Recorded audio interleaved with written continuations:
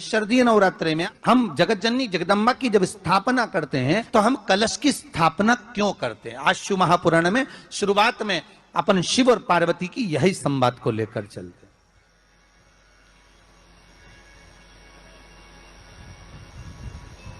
आखिर कलश में ऐसा क्या है?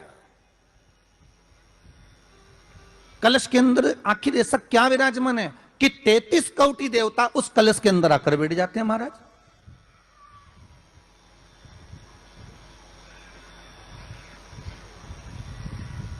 आप कोई यज्ञ करने जा रहे हो, आप कोई पोथी पुराण करने जा रहे हो, आप कोई अच्छा कार्य करने जा रहे हो, तो ब्राह्मण देवता कह देते कलश की स्थापना होगी, कलश की शोभा यात्रा निकलेगी, कलश यात्रा निकलेगी, कलश विराजमान होगा।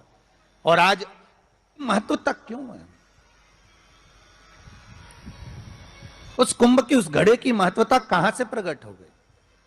शिव महापुराण की कथा कहती है महाराज, भगवान ओघड़दानी शंकर स्वयं आद्य शक्ति जगदम्बा से कहते हैं कि जगदम्बा तू क्या चाहती है बोल। तो जगत जननी जगदम्बा कहती है कि जहां मैं हूं वहां शंकर है। ये आपने कह दिया, पर जहां शंकर है वहां पार्वती का होना जरूरी है। उसके लिए सिद्ध करने के लिए एक स्थान ऐसा बनाया जाए जहां पर शंकर विराजमान है और शंकर के साथ पार्वती विराजमान है। तो शिव जी ने कहा पार्वती, उसके लिए मैं तुझे एक सुंदर कलश का निर्माण कर देता हूं। दुनिया का रचनाकार, दुनिया की रचना करने वाले महाराज, संपूर्ण ब्रह्मांड की रचना करने वाले, जिनको भगवान शिव ने स्वयं ब्रह्मदेव से कहा है कि ब्रह्मा जी तुम सृष्टि खंड को आगे बढ़ाइए, सृष्टि की रचना कर। ब्रह्मा जी कह रहे हैं नाथ,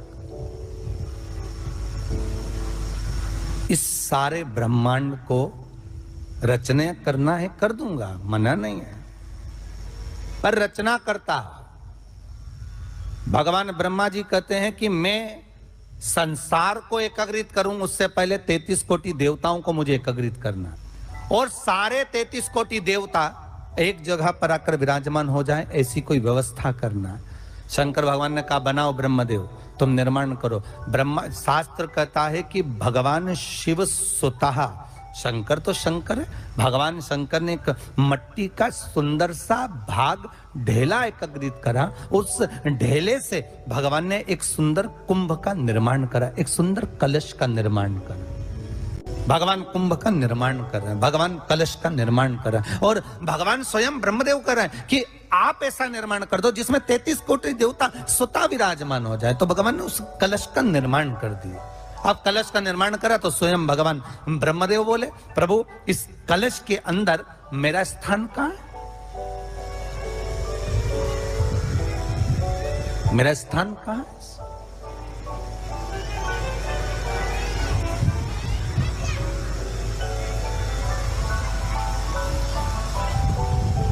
बहुत ध्यान देना महाराज, कलश का जो मुख होता है उस मुख पर भगवान विष्णु का स्थान होता है। किसका स्थान है? भगवान विष्णु का। थोड़ा सा नीचे आओगे, जहां से कलश का मुख दबा हुआ होता है वह जगह भगवान स्वयं शिव की होती है। किसकी जगह है? भगवान शंकर की। कलश का अग्रभाग, नीचे का भाग जहां से फैला हुआ होता है वहां ब्रह्मा का आधिपत्य स्थापित होता है। फिर कलश का जो नीचे का भाग होता है वो भगवान शिव और शक्ति का स्थान होता है। कलश के बाहरी भाग में, जहां पर बाहर का हिस्सा होता है, उस कलश के बाहरी भाग में 33 कोटि देवताओं को भगवान शंकर ने लाकर विराजमान किया होता है। महाराज भगवान शंकर 33 कोटि देवताओं को निमंत्रण देकर उस कलश में विराजमान कर दिया। कितना सुंदर लिखा है देवी भागवत के अंदर कि जहां कलश की स्थापना होती है उस जगह पर किसी देवताओं को बुलाने की जरूरत नहीं होती। 33 कोटि देवता उस जगह पर स्वतः विराजमान हो जाते हैं। स्वयं 33 कोटि देवता स्वयं वहां विराजमान। अब कलश मेरा प्रतिबिंब है ये तो कहा, भगवान शिव की कथा कह रही है। ओ गणदानी त्रिकालदर्शी कैलाशी शंभु के पास में उस समय पर कामदेव की धर्म पत्नी रति दिया, जिसके नयनों में जल भरा हुआ। शिवजी ने पूछा, बोलो रति, आप और यहां जब आपका पति जलकर भस्म हुआ तो हमने वर दिया था आपके पति को कि ये भगवान कृष्ण का पुत्र बनकर मिलेगा आपको, फिर क्यों आप यहाँ पर आई हो, क्या हो गया ऐसा? प्रभु बात इतनी सी है कि मेरा पति जब आपके नेत्रों की ज्वाला द्वारा जलकर भस्म हो रहा था उस समय पर वो आम के पेड़ पर बैठा हुआ था। आम के पेड़ पर मेरा पति बैठा हुआ था, उसके चक्कर में वो आम का पेड़ भी जला। तो वो आम का पेड़ जो जला उसने मुझसे कहा है कि पति का तो उद्धार हो गया पर हमारा उद्धार कैसे?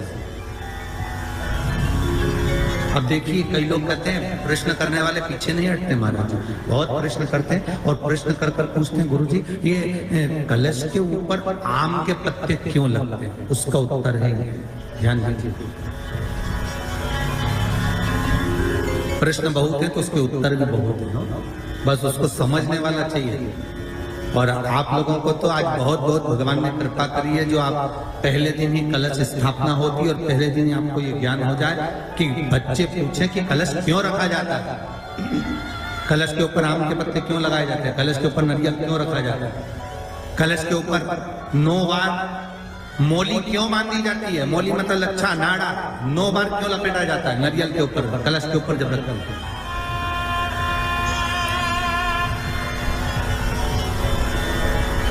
कलश के ऊपर जब जब श्रीफल रखाता है, नारियल रखाता है, तो उस पर 5 बार 7 बार मोली नहीं लपेटी जाएगी, तो 9 ही बार लपेटी जाएगी। 5 या 7 बार लपेटते हैं तो कहते हैं कि लक्ष्मी की छिन्नता होती है, और वो 9 बार लपेटी जाती है तो भरपूर लक्ष्मी का भंडार। भगवान बोले, अब आप आई हो रति, ठीक है, मांगो क्या चाहिए, बस इतनी कृपा कर दीजिए कि आम के वृक्ष का भी उद्धार कर दो।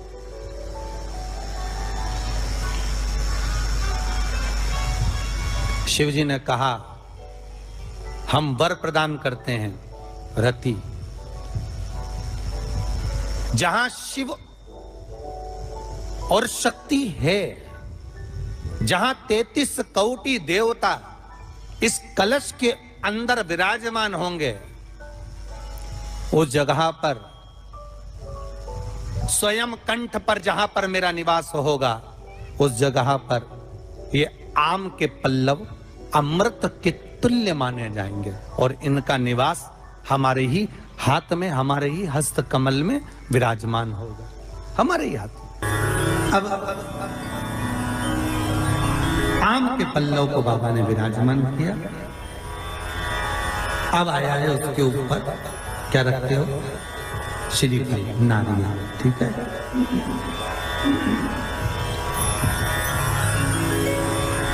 नारियल कौन, अब उसका भी प्रसंग शिव महापुराण में, स्कंद पुराण में बड़ा सुंदर है, ठीक है।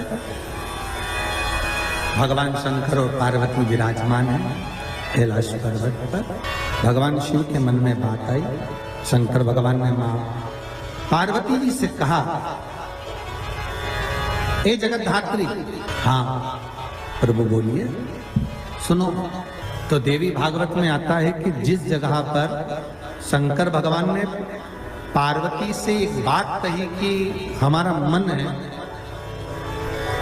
कि हम दोनों बालकों की परीक्षा लें, और पार्वती जी ने जब भगवान शिव से कहा कि बच्चों की परीक्षा क्यों लें, संतान अपनी है और इनकी परीक्षा हम क्यों लें, किस आप मत करो परीक्षा, मत करो। शिव तो शिव है। बुला लिया कार्तिकेय को, गणेश जी को बुलाकर कहा, बुलाकर बोले, जो पृथ्वी की परिक्रमा पहले कर कर आए वो प्रथम गिनती में पूजा जाएगा, प्रथम भाग उसको पूज्य करते हैं, ठीक है। जाओ परिक्रमा कर कर आओ। अब गणेश जी महाराज बैठ गए चूहे पर, कार्तिकेय बैठ गए मोर पर। कार्तिकेय घर के बड़े थे, उनको ये बात भान में थी, उनको ये बात का ज्ञान था। तो कार्तिकेय जी ने कहा अगर माता पिता का कहना नहीं मानेंगे तो अच्छा नहीं लगेगा। तो कार्तिकेय जी तुरंत मोर पर चढ़कर और परिक्रमा करने निकल गए। अब गणेश जी तो चूहे को बुलाए, फिर चूहा भग गया, फिर पकड़ के लाए, फिर चूहा भग गया। अब उन्होंने चूहे पर बैठ गए, बैठकर जैसे चले शंकर जी के पास में तो शिव जी को प्रणाम कर कर कहा पिताजी परिक्रमा करने जा रहा हूं। शंकर बोले जा। अब इनको क्या मालूम था कि यहीं लगा लेगा। गणेश जी से पूछा कि तुमको भेजा था कि तुम पृथ्वी की परिक्रमा करने जाओ, तो तुम ये क्या कर रहे हो। गणेश जी बोले पिताजी शांत रहिए और परिक्रमा लगाने दीजिए। और परिक्रमा लगाई गणेश जी महाराज ने, एक नहीं 3, और 3 परिक्रमा लगा के सामने खड़े हो गए। पिताजी वर दीजिए। पिताजी ने पूछा काय का वर। पृथ्वी की परिक्रमा करके आया। शंकर भगवान बोले बता मेरे आजू बाजू घूम लिया और पृथ्वी की परिक्रमा कर गया। परिक्रमा लगा कर आकर खड़े होकर के आशीर्वाद दे दो। तो पूछा आशीर्वाद क्यों, तो कहा प्रभु हमने परिक्रमा करी। तो शंकर भगवान बोले आजू बाजू घूम लिया और परिक्रमा करना, इसको कोई परिक्रमा करता है। गणेश जी बोले और नहीं तो माता पिता में आकाश, माता पिता में पाताल, माता पिता में पृथ्वी, सब तो माता पिता में ही और सब माता पिता में, इसलिए आपकी लगा ली सबकी हो गई। शंकर जी खुश हो गए, शंकर जी ने आशीर्वाद दे दिया। अच्छा तो शंकर भगवान ने तुरंत वर दे दिया, प्रथम गिनती में तुम गिने जाओगे तथास्तु। पार्वती जी को तो मालूम ही नहीं पड़ा कि कब वर दे दिया, नहीं तो पार्वती जी तो खड़ी हो जाती। अब आ गए कार्तिक। कार्तिक ने आकर कहा दंडवत करता हूं पिताजी, प्रणाम। हम तुम्हें देवताओं की सेना के सेनापति बनाते हैं। कार्तिकेय की आंख से अश्रु बहे। देवताओं की सेना के सेनापति, क्या मैं प्रथम गिनती में नहीं आऊंगा। नहीं, क्यों। गणेश जी ने प्रथम गिनती में आ गए। गणेश जी ने परिक्रमा कर ली, किसकी करी, हमारी। पिताजी आपने कहा था पृथ्वी की परिक्रमा कर कर जो आएगा प्रथम गिनती में गिना जाएगा, तो पहली परिक्रमा पृथ्वी की तो मैंने करी, फिर गणेश ने नहीं। पार्वती जी उड़ गई, क्या बात है कार्तिकेय। कार्तिकेय ने कहा माँ पिताजी ने गलत निर्णय दे दिया। क्या गलत निर्णय दिया, गणेश जी को प्रथम गिनती में दे दिया और मैं परिक्रमा कर कर आया। सारी बात मालूम पड़ गई कि गणेश जी ने चूहे पर बैठकर शंकर पार्वती की परिक्रमा करी, ये हुआ वो हुआ, सब मालूम पड़ गया। पार्वती मैया की आंख में से आंसू बहने लगा। पार्वती उठकर खड़ी होकर शंकर भगवान से बोली प्रभु बहुत भोले हो आप, इसलिए आपका नाम भोला शंकर है। बहुत भोले। एक बेटे को भेज दिया पृथ्वी की परिक्रमा करना और दूसरे बेटे ने आपकी परिक्रमा करी और आपने उसे वर प्रदान कर दिया। इतने भोले, पुत्रों में भेद कर। जगत जननी मां पार्वती खड़ी हो गई। पार्वती जी ने कहा ये आपने श्रेष्ठ नहीं किया। पार्वती जी बोली मुझे अच्छा नहीं लगा आपने निर्णय जो दिया। क्या चाहती हो पार्वती। पार्वती जी कहती हैं आज मुझे एक वर देना पड़ेगा। बोलिए क्या वर चाहिए। भोलेनाथ मुझे वर ये चाहिए कि आज के बाद आपकी कोई परिक्रमा ही ना हो। मुझे वर दे दो कि शंकर की परिक्रमा कभी नहीं होगी, शिव की परिक्रमा का विधान नहीं होगा। शंकर भगवान ने पार्वती को तथास्तु कह दिया। आज के बाद शंकर के मंदिर में शिवलिंग की कोई परिक्रमा नहीं करेगा। कभी आपने करते हुए देखा किसी को? नहीं। शंकर की परिक्रमा होगी तो आधी यहां से चालू होगी, वहां तक जाओगे फिर वापस आगे। यहां तक शिव महापुराण की कथा कहती है कि शंकर की आरती के बाद जो परिक्रमा भी होती है ना वो भी पूरी नहीं करना चाहिए, आधी कर कर वापिस हो जाना चाहिए। शिव की आरती के बाद कई लोग शंकर जी की आरती उतारने के बाद जो परिक्रमा करते हैं ना, आरती की थाली लेकर चारों तरफ घूमते हैं, उसको भी आधा घूमो और आधे में वापिस आ।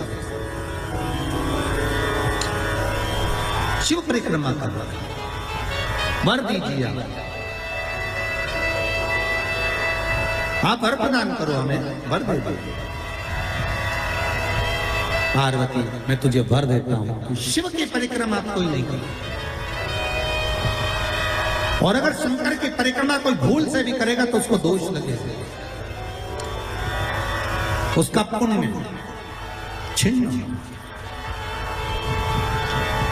इसलिए शंकर की परिक्रमा लोग नहीं करते, क्योंकि उनने जो दान करा, पुण्य करा, सत्कर्म करा, भजन करा, कीर्तन करा, उसका पुण्य धीरे धीरे धीरे धीरे समाप्त होते चले जाता है, उस पुण्य की छिन्नता होती है।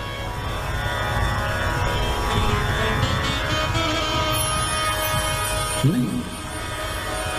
पार्वती जी बोले, प्रभु हम एक मेरा निवेदन स्वीकार करेंगे, बोलो क्या बात है। पार्वती जी बोलती हैं, आपने गणेश जी को प्रथम पद दिया है, तो इस कार्तिकेय को भी प्रथम पद प्रदान करिए। शिव जी बोले, ये नहीं हो सकता, क्योंकि प्रथम पद एक ही होता है। प्रथम पद केवल एक होगा और वो एक पद मैंने प्रदान कर दिया, अब मैं दूसरा पद कैसे दे सकता, मैं दूसरा पद कैसे प्रदान कर सकता, मैं दूसरा पद कैसे दे सकता। पार्वती, एक काम हो सकता है, बोलिए प्रभु। मैं कार्तिकेय को कुछ ऐसा बना देता हूं कि जहां पर गणेश प्रथम पद में रहेगा तो ये कार्तिकेय भी प्रथम पद में पूजा जाएगा, बना दीजिए। भगवान शंकर ने कार्तिकेय को श्रीफल का निर्माण कर दिया, स्कंद पुराण का क्या बनाया है, श्रीफल, नारियल। ये नारियल किसका प्रतिबिंब है, तो कहा ये कार्तिकेय जी का प्रतिबिंब है। किसका प्रतिबिंब है, कार्तिकेय जी का। तो गणेश जी की पूजन जो कलश के रूप में होती है, तो उसके ऊपर जो श्रीफल रखाता है वो स्कंद देव है, कार्तिकेय है। वो स्कंद देव, वो कार्तिकेय। सारे ग्रहों को शांत करने के लिए, कार्य को सिद्ध करने के लिए, कार्य की सफलता के लिए, व्यक्ति की मनोकामना पूर्ण करने के लिए कलश के ऊपर क्या रखा जाता है, जम के बोलिए, नारियल, श्रीफल रखा जाता है, जो कार्य की सफलता प्रदान